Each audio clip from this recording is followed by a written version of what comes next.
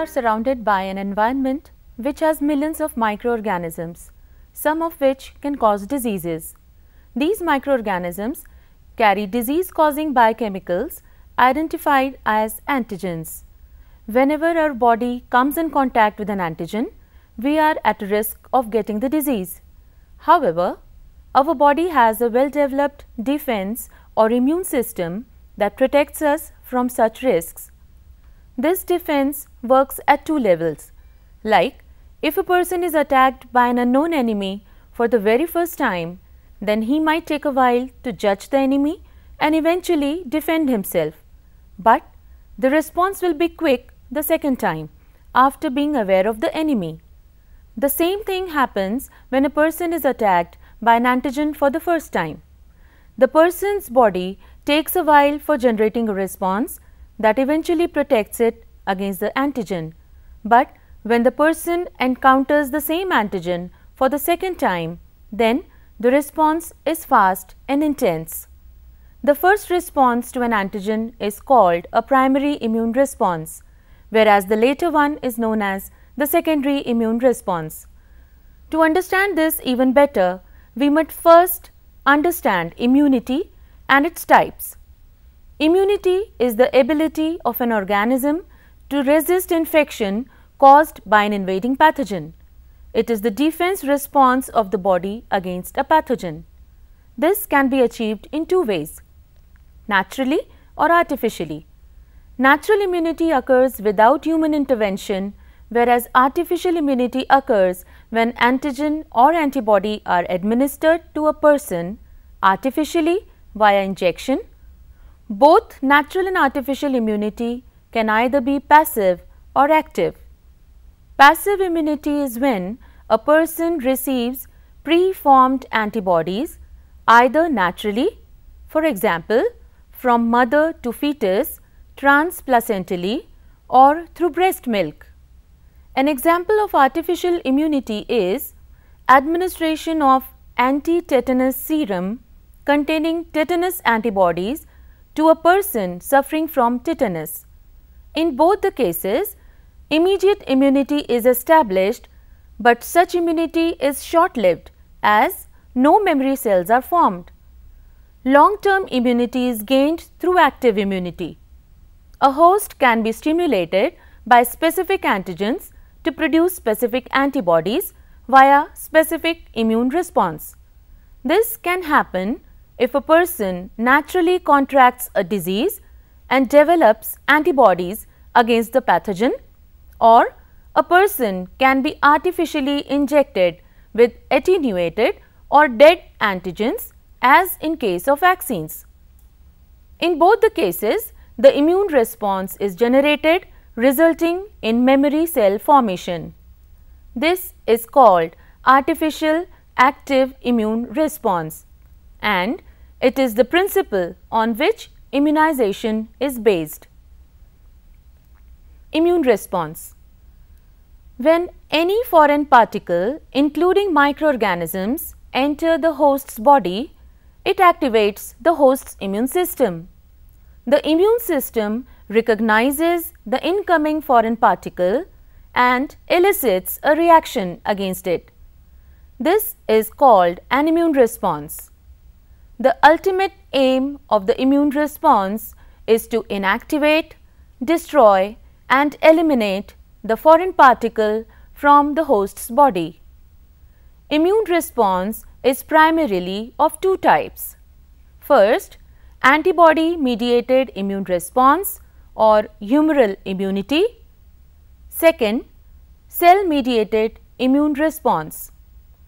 In AMI or humoral immunity, the host's body produces specific antibodies against the incoming antigens with the help of B cells. B cells are a type of lymphocytes which play important role in eliminating an antigen from the host's body by producing antibodies against them. When B cell encounters the antigen, they get activated to proliferate and produce cytokines, finally developing into plasma cells that are actually antibody secreting cells and also produce memory cells. The effector function of the humoral immunity is to produce large number of antibodies against epitopes, that is, antigenic determinants of different types of pathogens. This response helps in eliminating extracellular pathogens since they are present in the tissue fluids with the help of specific antibodies produced against different epitopes of the pathogen. For eliminating the pathogen from the host's body, an antibody performs various functions which are as follows.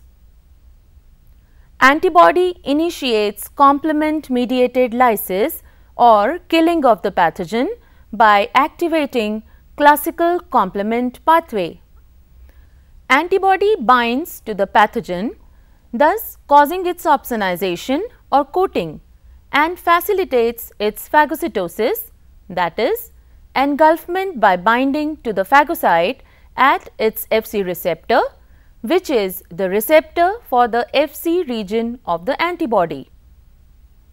Antibody directly binds to the bacterial toxin and neutralizes it. Antibody mediates cell-mediated cytotoxicity through its Fc receptor, thus directly killing the pathogen. Antibody binds to the virus and ceases its proliferation. The humoral effector response in an individual can be of primary or secondary type, depending upon the contact of a person with the exogenous antigen. Phases of immune response. Immune responses consist of sequential phases: antigen recognition, activation of lymphocytes, which are a type of WBCs responsible for antibody production, elimination of antigen, decline, and memory. Each phase corresponds to particular reactions of lymphocytes and other components of immune system. Antigen recognition phase. During the recognition phase, naive antigen-specific lymphocytes locate and recognize the antigens of microbes. The subsequent activation of the lymphocytes requires at least two types of signals. Antigen binding to the antigen receptors of the lymphocytes acts as signal 1 and is required to initiate all the immune responses. All the other signals, collectively called signal 2, are provided by microbes and by the innate immune responses to microbes. They are needed for the activation of lymphocytes in primary immune responses. This requirement of microbe-induced second signal ensures that adaptive immune responses are elicited by microbes and not by harmless non-infectious antigens. Activation phase. During activation phase, the lymphocyte clones that have encountered antigens undergo rapid cell division, generating a large number of progeny. This process is called clonal expansion. Elimination phase. Some of the lymphocytes differentiate from naive cells to effector lymphocytes that produce substances whose function is to eliminate antigens. For instance, B lymphocytes differentiate into effector cells that secrete antibodies, and some T lymphocytes differentiate into effector cells that kill infected host cells. The effector cells and their products eliminate microbes, often with the help of components of innate immunity. This phase, during which the antigen is eliminated, is called the effector phase of the immune response. Decline and memory phase. Once the infection is cleared, the stimulus for lymphocyte activation is eliminated. As a result, most of the cells that were activated by the antigens die by a regulated process of cell death called apoptosis, and the dead cells are rapidly cleared by phagocytes without eliciting a harmful reaction. After the immune response subsides, the cells that remain are memory lymphocytes, which may survive in a state of rest for months or years, able to respond rapidly to a repeat encounter of the microbe. Primary immune response. It is characterized by the production of antibody secreting plasma cells and memory B cells after the first contact of an individual with the exogenous antigen. The serum level of the antibody varies depending on the nature of the antigen. Apart from this, route of antigen entry, dose and species of antigen also plays an important role in antibody production. After the first exposure of the host to an antigen, there is a lag phase of several days before the specific antibody becomes detectable. The first antibody to be formed is IgM. After a short period of time, the IgM antibody levels start declining. This is the characteristic feature of primary immune response. The antibody titer plotted against time gives a sigmoid curve called primary immune response curve. The curve has 4 phases, namely lag phase, log phase, plateau phase and decline phase. Lag phase. The primary immune response begins with this phase. It starts immediately after the entry of the antigen in the host's body, during which no antibody is produced. This period is also called the latent phase or the induction period. Its duration varies from several hours to 3 to 4 days, depending upon factors like dose, route, type and species of antigen. For soluble protein antigens, the lag phase is slightly longer of about a week. It also depends on the general immune status of an individual. Log phase. It comes immediately after the lag phase. In this phase, there is a steady increase in the serum antibody titer, which is observed for 4 to 10 days and reaches a peak. The peak remains for some time. Plateau phase. After remaining at peak for some time, the antibody titer plateaus for a variable time period. This means the antibody titer remains stable for a while without showing any increase or decrease. Decline phase. The plateau phase leads to a phase where there is a fall in the antibody titer, that is, the catabolism of antibodies exceeds their production. The phase is therefore called decline phase. The early primary response is characterized by the presence of IgM followed by IgG. This response can last for varying period of time depending on the persistence of antigen. Induction of primary response. Induction begins as soon as the antigen enters the body and comes in contact with the antigen presenting cells, that is APCs, such as macrophages, B cells, monocytes, dendritic cells, Langerhans cells and endothelial cells. The APCs internalize the antigens by endocytosis followed by their processing or degradation and presentation to immunocompetent lymphocytes, which in turn initiate the early steps of the immunological response. The APCs attach the processed antigen with MHC class II molecule. The antigen MHC class II complex is then presented to Th2 cell, which recognizes the processed antigen associated with the MHC class II molecule presented on the surface of the macrophage. This interaction activates Th2 cell. The interleukin 1 produced by macrophage also stimulates this activation of Th2 cell. Activated Th2 cell starts producing IL-2 and also expresses the membrane receptor for IL-2. The secreted IL-2 will attach to its receptor on the Th2 cell and auto-stimulate its proliferation.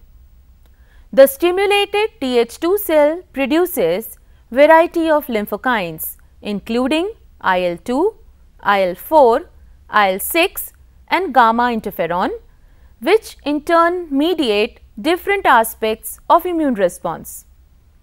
IL-2 binds to IL-2 receptors of other Th2 cells bound to the antigen and stimulates their proliferation. IL-4 causes B cell proliferation and differentiation into antibody secreting plasma cells and memory cells.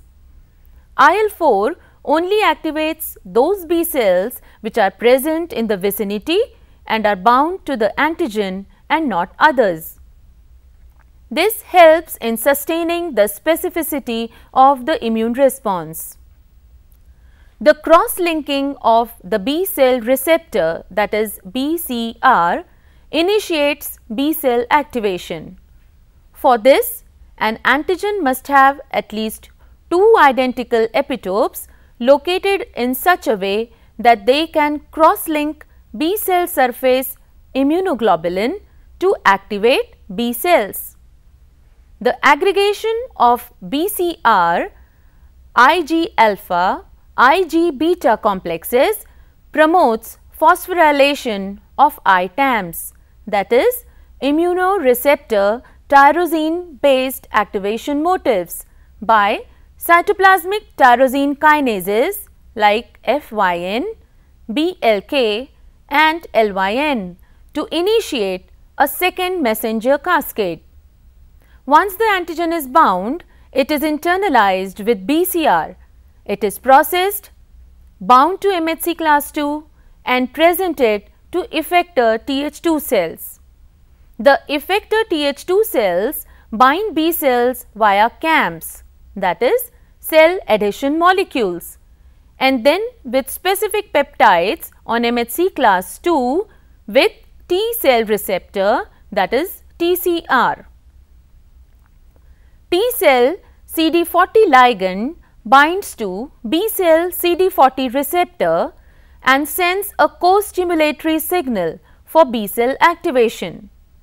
The Th2 cell recognizes its membrane molecule and Golgi complex to concentrate CD40L binding and cytokine secretion.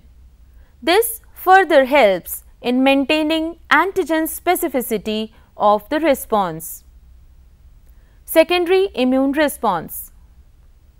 If there is a re-exposure to the same antigen, that is a secondary exposure, there is an accelerated immunological response which is known as secondary or memory response. This response shows far more rapid appearance and greater amount of antibody. The antibody produced belongs to IgG class. It remains in the serum for months or even years. These two are the characteristic features of secondary immune response. The activated antibody production is due to specific memory B cells or memory T cells that were formed during the primary immune response and have entered G0 phase and are stimulated by the re-exposure of the same antigen. As a result of stimulation, these memory cells undergo rapid proliferation and differentiation into plasma cells, that is effector cells. Memory B cells are a B cell subtype that are formed within germinal centers following primary infection and are important in generating an accelerated and more robust antibody mediated immune response in case of reinfection. This is the basis of giving booster dose of the vaccine to humans and animals, as the stimulated memory cells will rapidly produce very high levels of persistent circulating antibodies against the antigen. The antibody titer plotted against time gives secondary immune response curve. Although it completely lacks or has a negligible lag phase, but it certainly has a short negative phase before the beginning of the secondary immune response. It is characterized by activation, proliferation and differentiation of memory B cells. The log phase shows a steady increase in the serum antibody levels, which even exceeds the peak of primary immune response. The sharp rise in the antibody titer is followed by a much extended plateau phase. This is followed by a decline phase, but the decline is very slow. IgM produced in the secondary immune response is much lower as compared to primary immune response, while the IgG levels are approximately 2 or 4-fold higher in secondary immune response. This early, quick and huge response helps in quick tackling of the pathogen and rapid recovery of the host. Apart from IgG, IgA and IgE are also produced. Differences between primary and secondary immune responses. Primary immune response is slow and short-lived, whereas the secondary immune response is rapid, intense and long-lived. There is a long latent period in the primary response, whereas comparatively shorter or negligible latent period in the secondary response.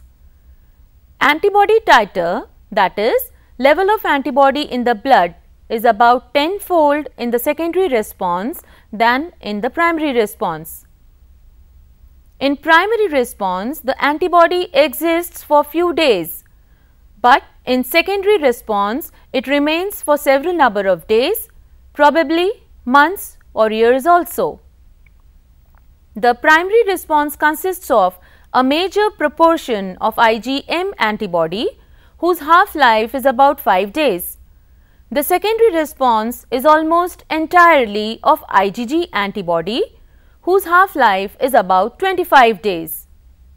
The first or the prime dose of the antigen helps in the priming of the immunocompetent cells for producing a particular antibody, and hence only a small amount of antibodies are produced, while the secondary dose of the same antigen results in the production of a large amount of antibodies over an extended duration. This is due to the immunological memory formed during primary response, which is responsible for quick and larger production of antibodies. This immunological memory forms the basis of the vaccination program. The decrease in antibody titer after the secondary response is much gradual than the decrease after primary response. The reason being the involvement of more number of antibody producing cells in secondary response than in primary response. When an antigen is administered for the second or subsequent time, that is by a booster dose, the host's body already has the specific antibodies in the circulation. A sharp drop in the circulating antibody titer is observed. This is due to binding of the antigen with the already existing antibodies. This is called negative phase. Such phase is absent in primary response. In this program, we have learnt about the needs, types and phases of immune response. We have also understood the limitations, applications and differences in primary and secondary immune response.